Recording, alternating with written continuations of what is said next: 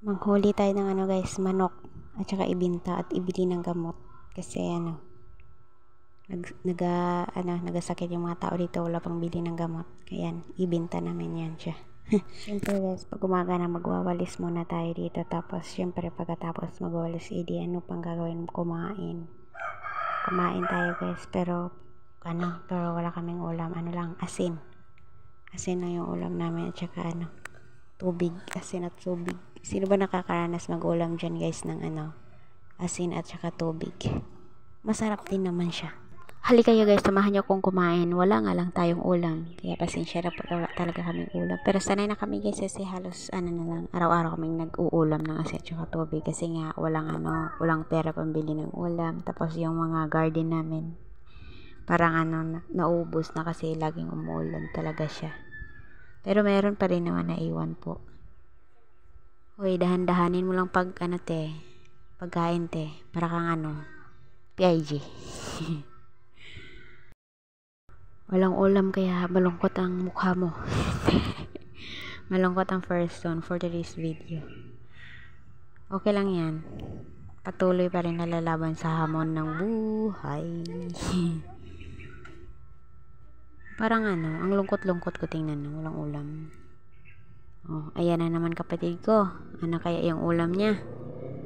Tingnan natin. Wala rin. Asin at saka tubig rin. Pag walang ulam yung isa, lahat walang ulam. Kaya, tatapusin ko na nga itong video na to guys. Parang ang angkot namin eh. Tama na nga to. Siyempre, kukuha tayo ng dito, kangkong dito sa sa garden. Para mamayang tanghali, may ulam na tayo. So ayan guys, maraming dito, kangkong. Kaso lang garden namin to before. Pero parang sa ulan kasi medyo baba yung lupa dito eh. Kaya kangkong lang yung tumutubo. Kaya kangkong lang yung kunin natin. Kasi sa sobrang daming damo na. Probinsya ito sa amin guys. Sobrang fresh and greeny. Yung mga dito, makikita mo. Fresh yung kangkong dito guys. Hindi nga lang ganun kataba. Kasi laging maraming damo eh. Pero syempre malinis yun dito guys ha. Baka sabihin nyo ano-ano na naman. Charot. So ayan, lagay na natin dyan.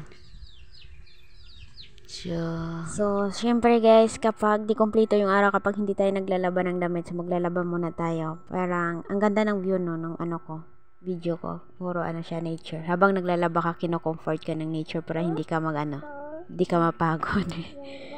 Bumban yung gamit namin dito guys. So nasabunan ko na yan kanina, so kailangan ko na lang siyang banlawan.